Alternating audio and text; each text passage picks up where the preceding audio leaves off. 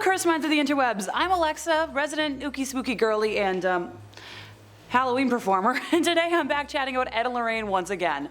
What can I say? I consider myself an expert on them at this point. Question for y'all, what's the scariest place you'll never venture to?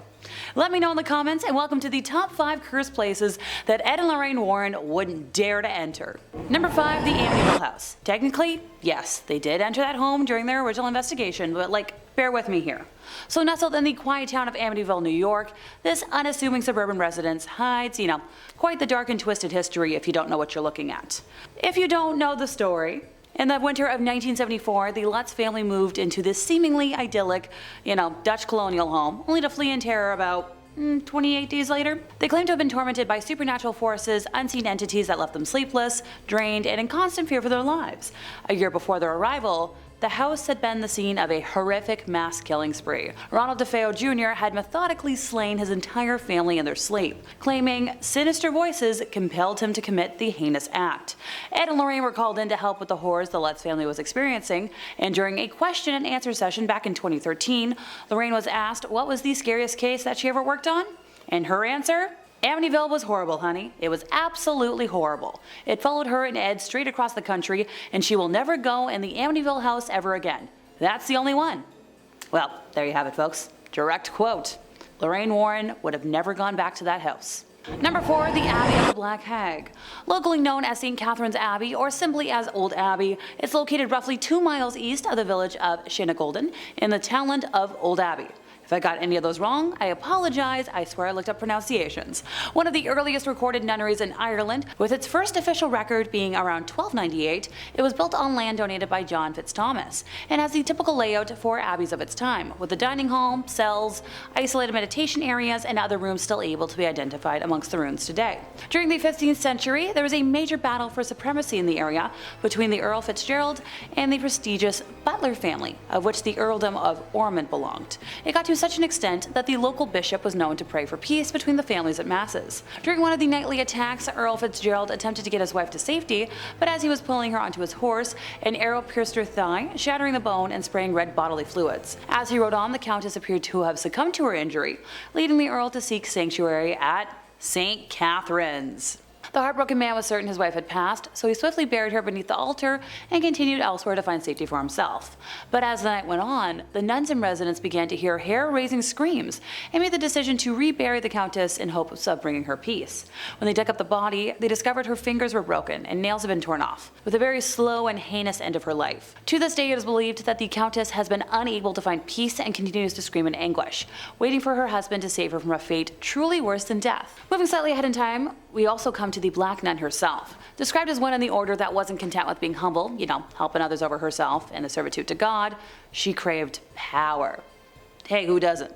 The hag had her own cell, where she worshipped Satan and performed black magic, becoming a slave to the occult. And the other nuns in the order fled the abbey, while the hag remained in her now house of darkness. To complete her rituals, the black nun would venture into the local community and perform depraved lewd acts and offer sacrifices, with bones of young community members later discovered on the grounds. So fast forward to modern times, visitors have reported seeing the dark, shadowy figure of a nun wandering, the feeling of being constantly watched, and a disembodied hand reaching towards them. It has been reported that flashlights cannot function in the nun's cell, and modern batteries drain way too quickly to have any sort of rational explanation. And yet Ed and Lorraine never visited here. I wonder why. Number 3, Michael Taylor's home in West Yorkshire. In 1974, Michael's wife Christine stated to a Christian fellowship group, to which they both belonged, that his relationship with the leader of the group, Marie Robinson, was, carnal in nature. Michael admitted that he felt evil within him and eventually attacked Marie verbally, who screamed back at him. During the next meeting, he received an absolution, but his behavior continued to become more erratic. As a result, the local vicar called in other ministers experienced in, deliverance in preparation to cast out the demons residing within the man. The exorcism, which occurred between the 5th and 6th of October of 1974, so, Happy Halloween, at St. Thomas's Church in Gobber, was led by Father Peter Vincent, the Anglican priest of St. Thomas's, and was aided by a Methodist clergyman, the Reverend Raymond Smith.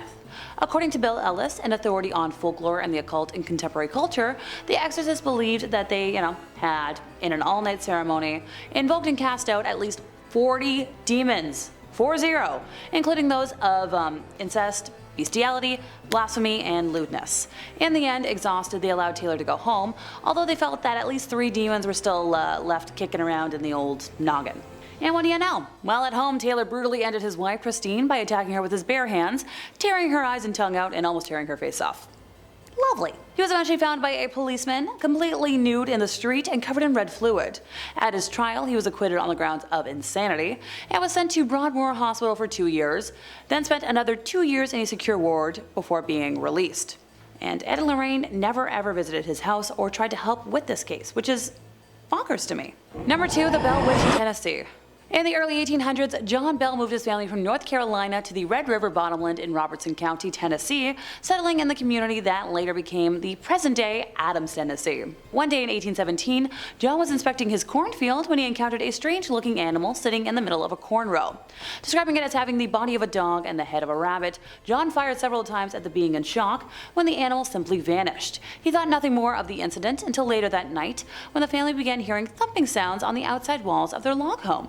The mysterious sounds continued each night, always growing louder and more forceful. In the weeks that followed, the Bell offspring began waking up frightened, complaining that rats were gnawing at their bedposts, their bed covers were pulled from them, and their pillows tossed onto the floor by an invisible entity. As time went on, the Bells began hearing faint, whispering voices, which were too weak to completely understand, but sounded like a feeble old woman singing hymns. The encounters escalated, and the Bells' youngest daughter, Betsy, began experiencing brutal encounters with the invisible unknown. It would pull her hair and slap her relentlessly, often leaving welts and handprints on her face and body. The family had kept the disturbances a secret until that point in time, but this led to them sharing their story with their neighbor James Johnston. Now, skeptical at first, and I can't say I blame him, James and his wife decided to spend the night at the home to see what was going on. Things began peacefully, but once they retired for the evening, they were subjected to the same terrifying disturbances that the Bells had been experiencing. After their bed covers were yanked off and James was slapped, he sprang out of bed, exclaiming, "In the name of the Lord, who are you and what do you want?" Yeah, the entity didn't respond, and the rest of the night was peaceful. The next morning, he explained to the Bells that the culprit was likely an evil spirit. You know, the kind that the Bible talks about. The entity's voice strengthened over time and became loud and unmistakable. It sang hymns, quoted scripture, and carried on intelligent conversation. And once even quoted, word for word, 2 sermons that were preached at the same time on the same day, but 13 miles apart. Word of the supernatural phenomena soon spread outside the settlement, even to Nashville, where then Mayor General Andrew Jackson became interested in the witch in 1819 and decided to visit the home to investigate. As Andrew's entourage, made up of several men, well-groomed horses, and a large wagon, approached the Bell property, the wagon jolted to a sudden stop. It had become stuck in a muddy creek bed and the horses weren't able to pull it. Well, that's what the men thought, because that would be logical. After several minutes of cursing and trying to coax the horses into pulling the wagon, Jackson proclaimed, "By the eternal boys, that must be the Bell Witch." And suddenly a disembodied woman's voice told him that they could proceed, but she'd see them later. They were then able to proceed across the property, up the lane, and to the Bell home. That night, one of the men claimed to be a witch tamer, saying his silver bullets would end any evil spirit they came into contact with, and the entity would fear him. Now, as your friendly narrator, okay, friendly, I can see where this is going. Can you? Yeah. Immediately after that stupid comment, the man screamed and began jerking his body in different directions, complaining that he was being stuck with pins and hurt severely. A strong, swift kick to the man's, lower area from an invisible foot sent him right out the door. To the shock and surprise of nobody, the entity was angry and announced that there was another fraud in the group, but she'd wait until the next night to identify him. Now terrified, Andrew's men were begging to leave the house. But hey, he insisted on staying. He wanted to know who the other fraud was. What happened after isn't super clear, but Andrew and his entourage responded way out of town the next morning, going back to Nashville. He later proclaimed, "I would rather fight the British at New Orleans than fight the Bell Witch." The entity continued to express disdain for John Bell, relentlessly vowing to end him. John had been experiencing episodes of twitching in his face and difficulty swallowing for almost a year, and it grew worse with time. By the fall of 1820, his declining health had confined him to the house, where the malicious entity continuously removed his shoes when he tried to walk and slapped his face when he recovered from his numerous seizures. Her shrill voice was heard all over the farm, cursing and chastising old Jack Bell, which was the nickname she had bestowed on him. John met the end of his life on December 20th of 1820 after slipping into a coma a day earlier. Immediately after his death, his family found a vial of strange black liquid in the cupboard. Now Junior stupidly sprinkled 2 drops on the cat's tongue.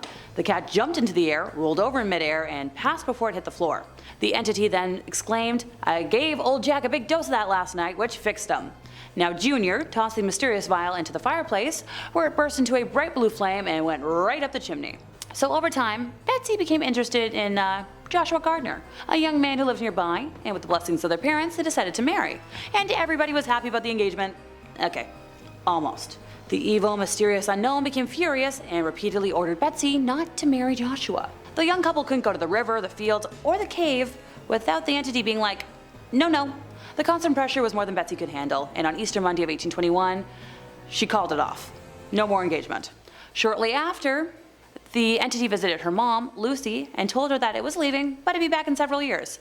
And it did that. Most of the 3-week return visit centered on Junior, making predictions of the future. The entity that tormented the family, this unknown is often blamed for unexplainable manifestations that occur near the old farm still to today. The faint sounds of people talking and playing can sometimes be heard in the area, and it's not uncommon to see candlelights dance through the dark fields late at night. Photography is especially difficult. Some pictures taken in the area show mist, orbs of light, and other phenomena, including human-like figures who were not present when the pictures were taken.